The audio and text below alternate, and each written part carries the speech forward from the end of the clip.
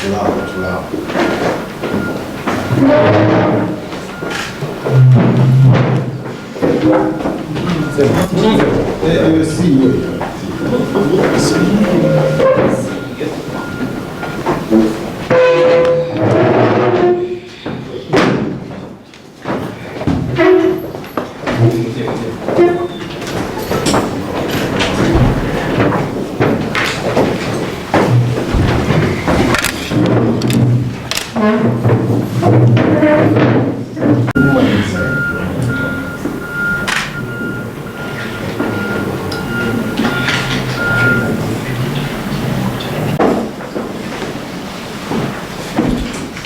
be ready.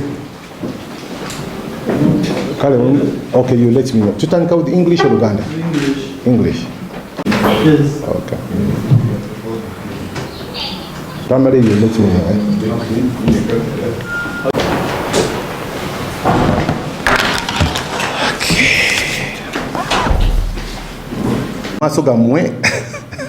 Mu maaso gammwe tulina abaami bataano babadde balimba abantu nti bakozi ba URA enforcement team. Abantu bano twabasanze team yaffe ya security yabakutte Katovu kumpi Lyantonde nga bafera abantu mu district ye Lwengo. Amanya gaabwe ye Odong Sam Opio, Nuwayine Steven, Twesime Amon, Sebriba Isma, ne Asimwe Frederick. Asimwe Frederick ye yeita Agaba Frank.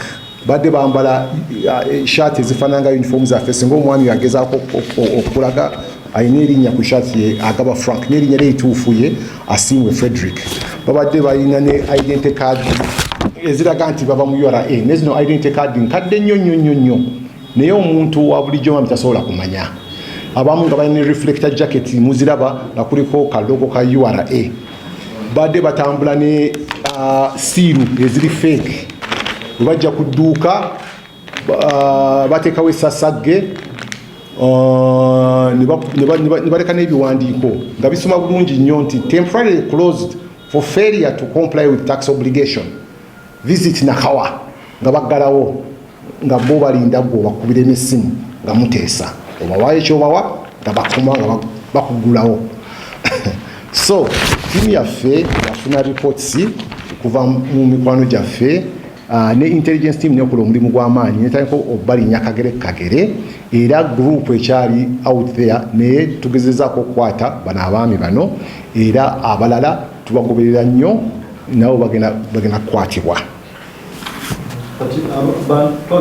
Kati bano abaami bano tiimu yaffe ya intelligence egenda kukwatagana ne tiimu ya security ya Uganda wano okuzuula bulungi bano abantu oba beerimbika mu magye bambala uniform oba amagye bennyini. Nekyengeza kukakasa wano kiri nti bano abantu tebalina kakwate konna ku enforcement team ya URA.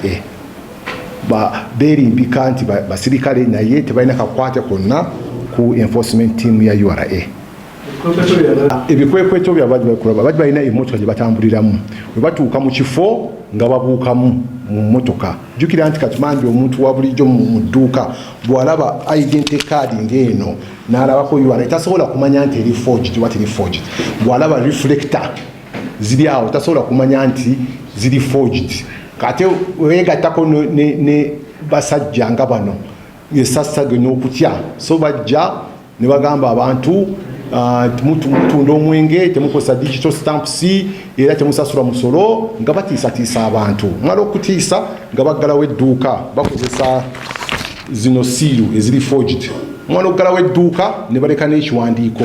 Abamu ebiwandiiko byetufunye bakozesa n'erinnya lya Commissioner General.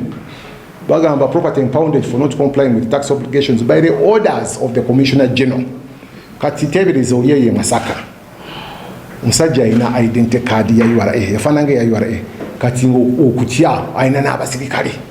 So tiimu yaffe etandise okufuna reports, tiimu ya security nekola omulimu gw'amaanyi netandika okuinvestinga nebagwamu nebakwata era ring leader waabwe y'omwami oli Asiimwe Frederick ne ku shaati kuliko agaba Frank ne amanya g'amatuufu ye Asiimwe Frederick.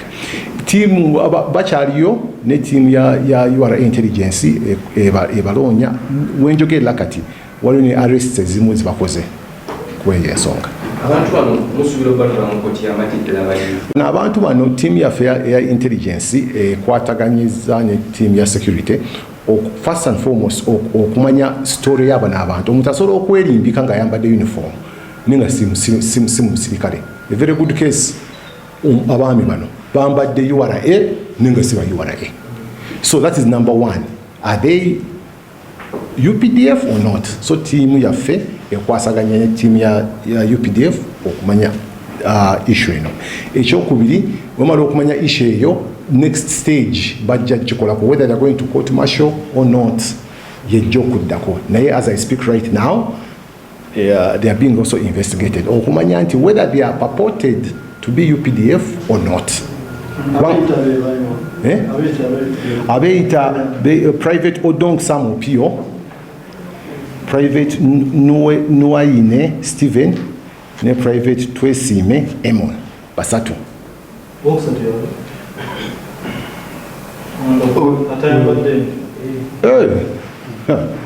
Uniform sebo wachitadde.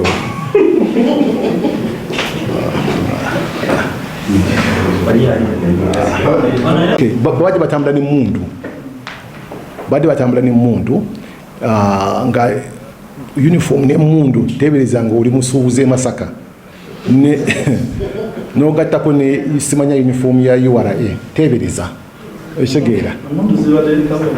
They have been recovered. Like I said, bana abantu bo teams of intelligence bakwasaganye ne ba UPDF babalonyerezaako.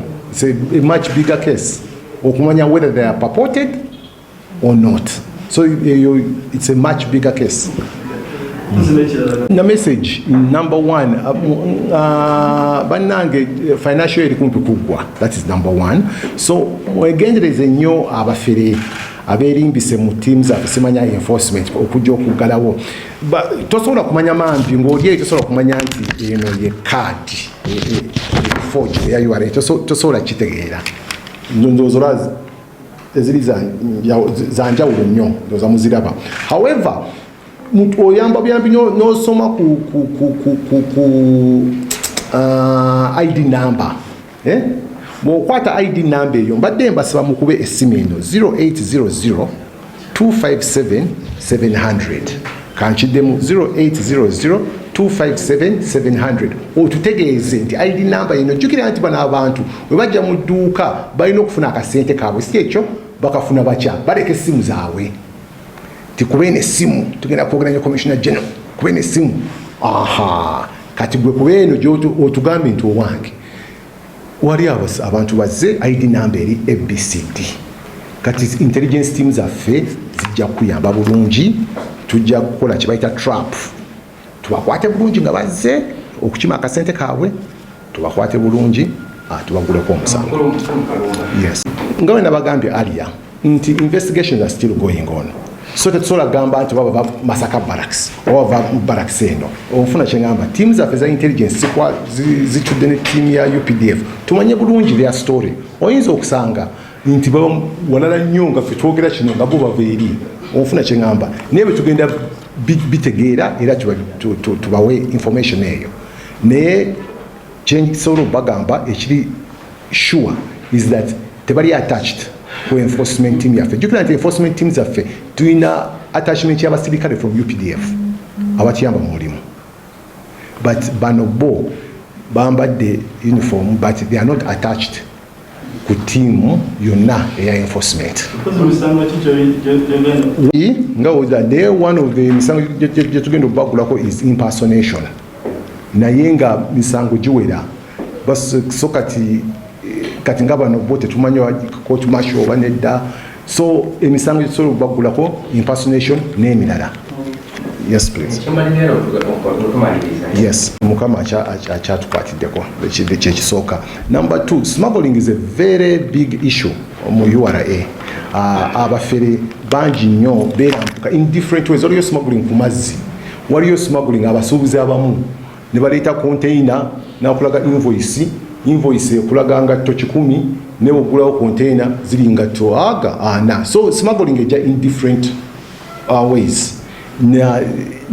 Kyensobola okugamba nti URA egezezaako nnyo okulwana okulaba nti smuggling n'obufere ebujjawo. Ku mazzi twagula amaato amapya era gatuyambye nnyo okuziyiza smuggling eri agenda ku maato. Twateekawo whistleblower number eyo etuyambye nnyo.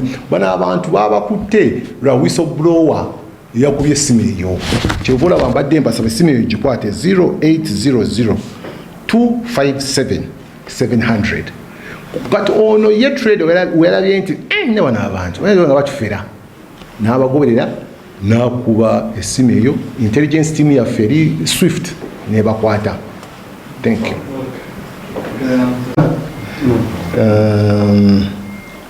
In front of you here we have individuals who have been impersonating officers of Uganda Revenue Authority.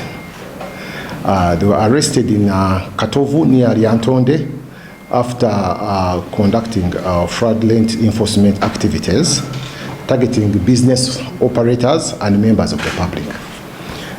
Their names are Odong Samo Pio, Noaine Stephen, Twesime Amon, Sebuliva Isma, and a gentleman called Asimwe Frederick, but he has been putting on a URA shirt with the name Agaba Frank. The suspects have been posing as URA enforcement officers and using intimidation tactics to extort money from the business community. They threaten traders with imprisonment and penalties for tax violations, particularly claiming that they were stealing beverages without using digital stamps. This has been a very big problem that URA is fighting against, imposters who put on our uniform. You can see that many of them have been having our identity cards. Please, you should give me your identity card. You move an identity card here. Give it to me. They had identity cards. Then these are forged identity cards of URA. They had reflector jackets with the URA logo on them. Some of them even had shirts of URA. Jaco, you can see there. Shirts of URA with even the name. All attempting to defraud the business community. The good thing is that our traders were, in conjunction with the intelligence unit of URA, they were really quick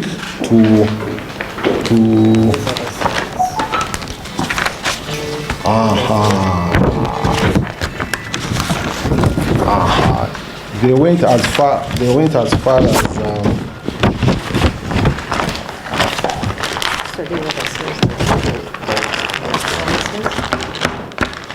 when they go, thank you so much. When they would go to the shops posing as enforcement team of URA, they would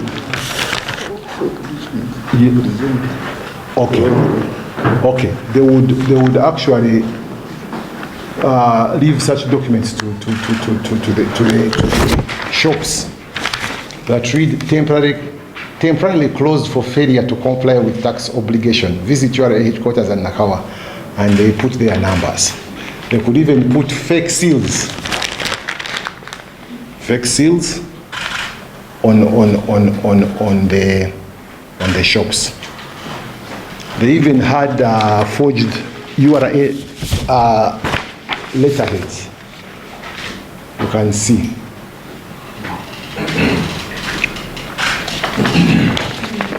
can see them. They are all here. But thanks to our intelligence unit and the vigilance of the traders, they started following them, and they were arrested and brought. The number is still out. The number is still big, but our intelligence team is still hunting them down, and we shall keep you updated. The gentleman seated there is actually the ringleader. That gentleman there, his real name is Asimwe Frederick. If you are to, you take off, it shows Agaba with the URA thing here, but his real name is Asimwe Frederick. We are calling upon Ugandans out there that please be very, very careful with people who are trying to hoodwink you. One of the things you need to find out is if someone comes with an identity card, try and get the number. There's always an ID number down here. Now, you can then call the following number, 0800 257 700. 0800 257 700. It's our whistleblower number. If you give us that number, we can quickly determine whether that's a fake ID or not. Like I said, the group is still large out there, and the intelligence team of URA is on the hunt for them. Thank you so much. What cases are you going to charge against them? A number of cases, among them is impersonation. We're going to take them to court for impersonation and a number of charges.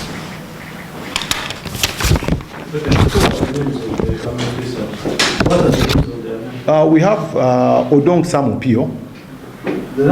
Odong Sam Opio. I think the rank is private. These people you see here are purported soldiers, and our team is trying to investigate with the security to find out exactly the state of these gentlemen. But one thing I can say clearly is they are not part of the URA enforcement team. They're not part of the URA enforcement team, but they are working closely. Our intelligence team is working closely with security to get more details on these gentlemen. The names are Private Odong Samopio, Private Nuaine Stephen, and Private Twesime Emon. But like I said, that they are working closely with the security to find out more details on these gentlemen. Yes. Yes. Yes, sir. What you're reading there is 3 numbers of private officers, right? Yes, please. So I want to understand, how was it being done? Are they using guns? How was it being done? Yes, they had a car they were traveling in, and they could come to a shop, and these gentlemen would jump out. Remember that they have ID, they have the uniforms, and they were being helped by people carrying guns. Now, psychologically, the shop owner knows it's a URA enforcement team. So they come and they ask questions that and they quickly leave a notice on the shop and leave their numbers. If you want it to be solved, so that was the scheme basically. They even could go and even write, if you are to read this letter, it says property impounded for not complying with tax obligations. By the order of the Commissioner General, they even use the Commissioner General's name. By the order of the Commissioner General of the Uganda Revenue Authority under Section 34 of the Tax Procedures Code Act. Visit your headquarters. The English was poor, the spelling was poor. But now for a layman, you can't know such things. And they leave the numbers here. And they leave the thing and they use a forged thing to close. In Uganda, they say creating a sasage. So they would create a sasage in the area and they walk away. Yes. Yes, sir. For how long have they been in this craft? And then did you also ascertain how much they are taken from people? The ascertaining is being done by our intelligence team, and we shall reveal the figures, but it's being done currently. Well, I don't have the figures on me right now. Number two, it has been done for some months. We've been getting reports. If you have been following us, we've been having people who impersonate. There are some even who impersonate the Commissioner General himself and go on fundraising trips that the Commissioner General's daughter is getting married. Please bring this money, etc., etc. And like I said, the group is still big, but we have gotten these people who are helping us track the bigger team. And as I speak right now, other arrests are being made actually in the field. And there's something about, if you prove that the UPDF officers, are you going to hand them over to the court martial, or you can now, thank you so much. Such a discussion will be held by our team, the intelligence team and security, on whether they can explore the issue of court martial or not. Those are discussions that will be held by those bodies. Yes.